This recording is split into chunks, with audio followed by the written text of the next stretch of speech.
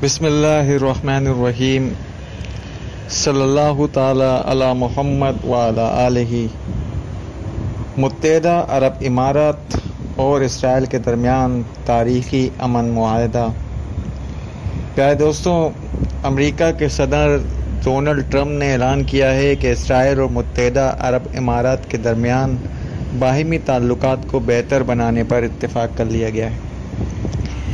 मैं इस वक्त थोड़ी देर पहले तक शहाब साकिब जो पाकिस्तान में गिरे थे उन पर रिपोर्ट तैयार कर रहा था, वीडियो तैयार कर रहा था कि अचानक मेरी नज़र इस रिपोर्ट पर पड़ी BBC की, और यकीन कीजिए कि मेरी फीलिंग्स अजीब सी हो गई। मैं परेशान हो गया और यहाँ तक कि इशा की नमाज भी प्रॉपर में पूरी दिलजमी के साथ अदा नहीं कर सका, क्योंकि मुझे बार बार वही ख्याल आता था कि यार ये कौन से लोग हैं, ये कौन लोग हैं। अभी कल रात भी इस मुआहदे के एक रात पहले भी गज़ा पर इसराइली तैयारों ने बमबारी की है और ये उनसे मुआहदे कर रहे हैं।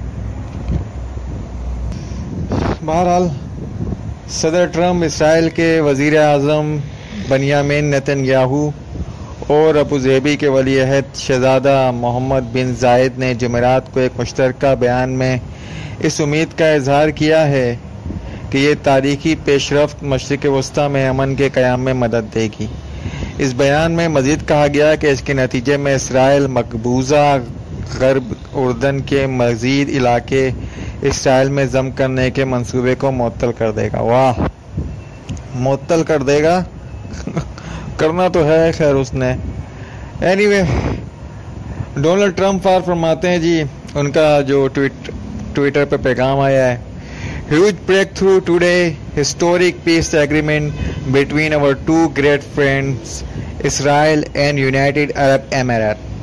अब तक इसराइल और खलीज के दरमियान अरब ममालिक के दरमियान सिफारती ताल्लुकात नहीं थे। दोनों मुल्कों में ईरान के इलाक़ाई असर व रसूख के हवाले से पाए जाने वाले तहफ़्फ़ुज़ात की वजह से गैर रस्मी राब्ते थे। सदर ट्रंप की ट्वीट के जवाब में इसराइल के वज़ीर आज़म बेंजामिन नेतन्याहू ने अबरानी ज़बान में ट्वीट किया, तारीख़ी दिन। अमेरिका में मुत्तहदा अरब इमारात के सफ़ीर यूसुफ अल तैयबा ने एक बयान में कहा है कि ये सफारतकारी और ख़ित्ते की जीत है। उन्होंने कहा कि यह अरब इसराइल ताल्लुकात में अहम पेशरफ्त है, जिससे कशीदगी कम होगी और मुस्बत तब्दीली आएगी।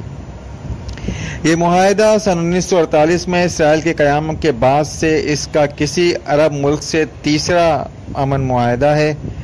इससे कबल इसराइल 1979 में मिस्र के साथ और उर्दन के साथ 1994 में अमन मुआहदा कर चुका है।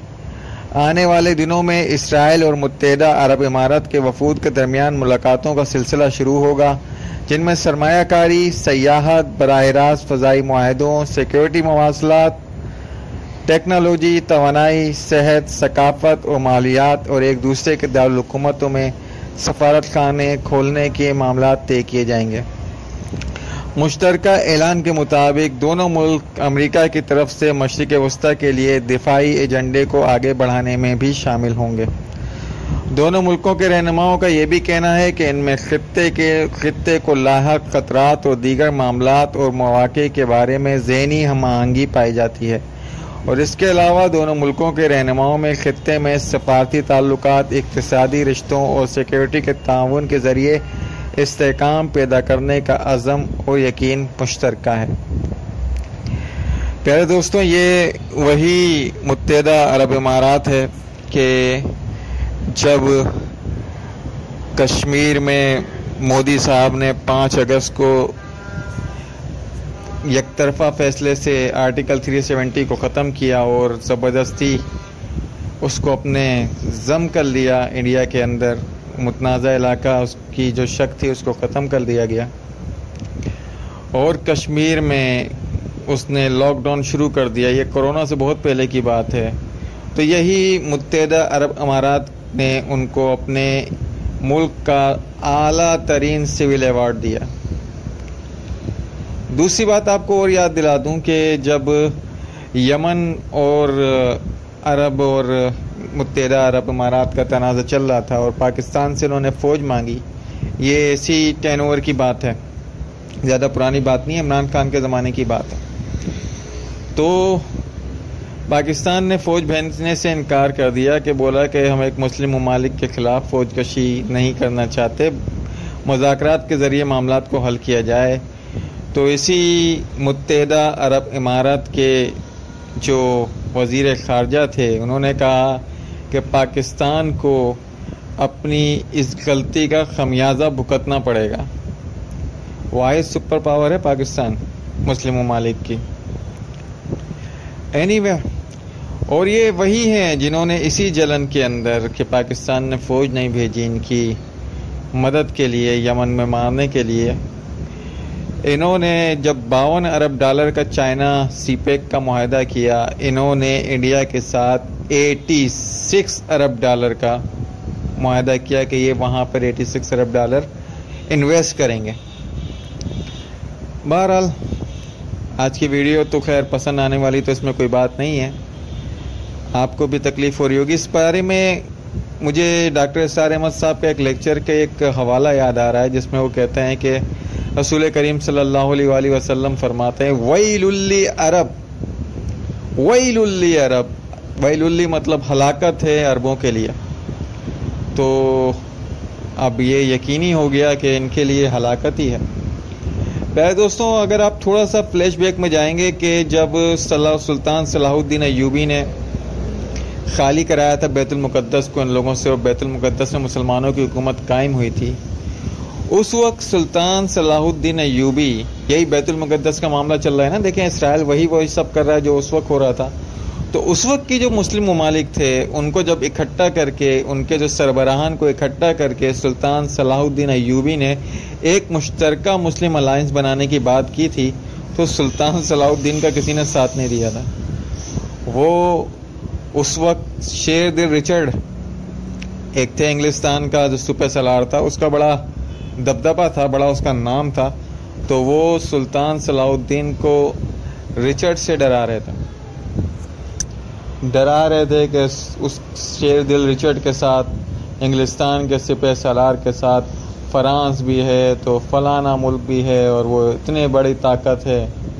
तो सुल्तान सलाहुद्दीन अय्यूबी ने उस वक्त कहा था कि मैं इनसे लड़ूंगा, वरना को कहने लगे कि आप इनसे इकट्ठा नहीं जीत सकते। उसने कहा ये मौका नहीं है लड़ने का, उसने कहा ये बेहतरीन मौका है, अभी ये एक साथ हैं कि मैं इनको इकट्ठा मारने का बेहतरीन मौका है, वरना कहाँ मैं इनको अलग अलग ढूंढ के इनको मारता रहूँगा।